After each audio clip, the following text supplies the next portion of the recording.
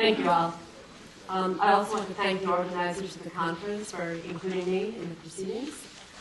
In my paper today, I will begin by providing a brief survey of classical Islamic education and its institutions, formal and informal, as well as identify some of its underlying principles and rationale. I will then discuss some of the key features of Fethullah Gülen's perspectives on what constitutes ideal Islamic education. The strong correspondences between the classical views and Gülen's perspectives will be indicated, establishing thereby a continuity and innovative engagement on the latter's part with the classical heritage. The earliest venue of education was the mosque, the place of formal worship in Islam. During the Prophet Muhammad's time, his mosque in Medina served both as the locus of private and public worship and for informal instruction of the believers in the religious law and related matters. The mosque continued to play these multiple roles throughout the first 3 centuries of Islam, 7th to the 9th centuries of the Common Era. Typically, instruction in the religious and legal sciences would be offered by a religious scholar to students who sat with him, and less frequently with her, in teaching circles, known in Arabic as halqa or majlis, either inside the mosque or outside in its courtyard.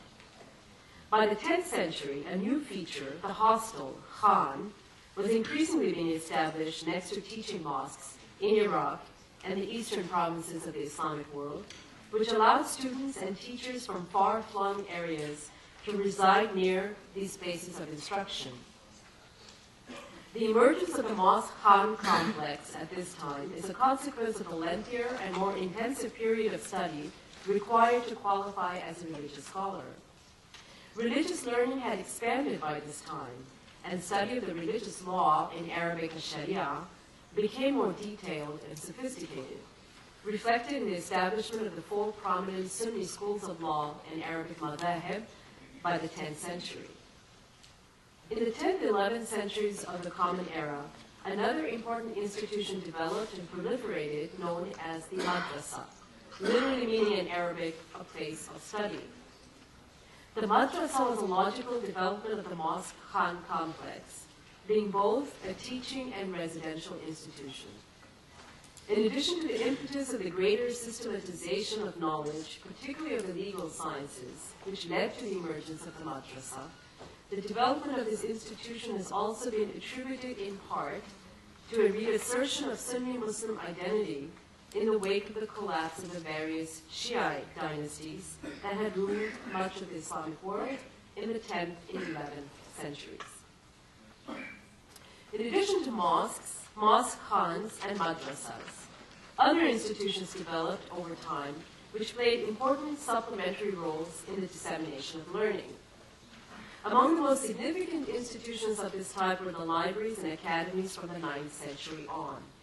The larger mosques often had libraries attached to them containing books on religious topics. Other semi-public libraries would additionally have books on logic, philosophy, music, astronomy, geometry, medicine, and alchemy. The first academy in the Islamic world, known in Arabic as Bayt al-Hikmah, literally House of Wisdom, was built by the Abbasid Caliph al-Ma'mun, who died in 833, which had a library and an astronomical observatory attached to it. In this academy, many Arab Christian scholars, under their Muslim Abbasid patrons, translated significant classical Greek works first into their native Syriac, and then into Arabic. Works of Euclid, Galen, Plato, etc., were thus made accessible to the following generations of primarily Arabic-speaking scholars, influencing the development of a humanistic tradition known in Arabic as adab, which could be roughly translated as humanism. Other specialized institutions of learning were Darul Quran, which specialized in the study of the Quran and its sciences, Darul Hadith, which concentrated on the study of the Sunnah, the sayings and customs of the Prophet Muhammad, Darul Ain, which was concerned with the philosophical and natural sciences, and Madrasa al-Tib, which were dedicated to the medical sciences. 3 more terms should be introduced here: Ribat, Khanqa, and Zawiya, which referred to Sufi lodges and conventicles, where the traditional sciences were pursued, and also where there was an emphasis on the acquisition of experiential and esoteric knowledge, known in Arabic as ma'rifa or aqan. At all times, informal and formal instruction was offered by men and women in their own homes, or in the private homes of scholars and wealthy individuals.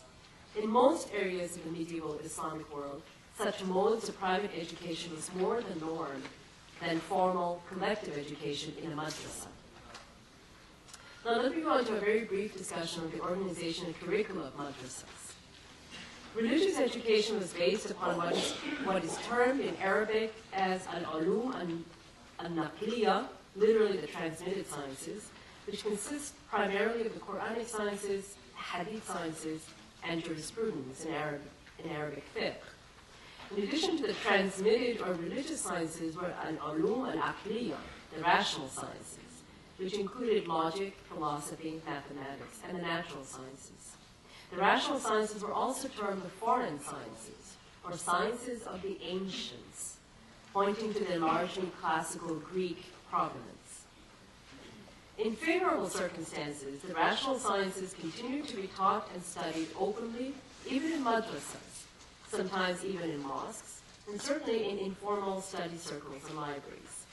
This was a natural consequence of the fact that the broadly educated person who had acquired mastery in several fields, including the Hellenistic subjects, remained the ideal throughout the pre-modern period, in contradistinction to our own era of specialization.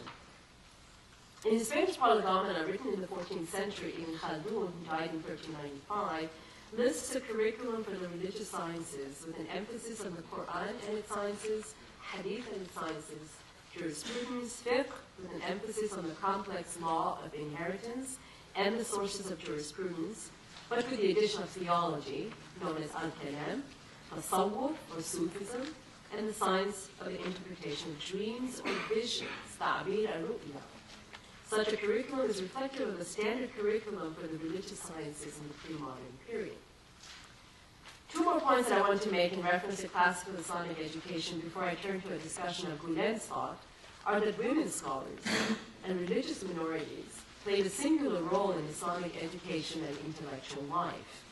Biographical dictionaries, for example, establish that women's contributions, particularly in the transmission of hadith and in other areas of religious scholarship, have been considerable and recognized as such by their contemporaries.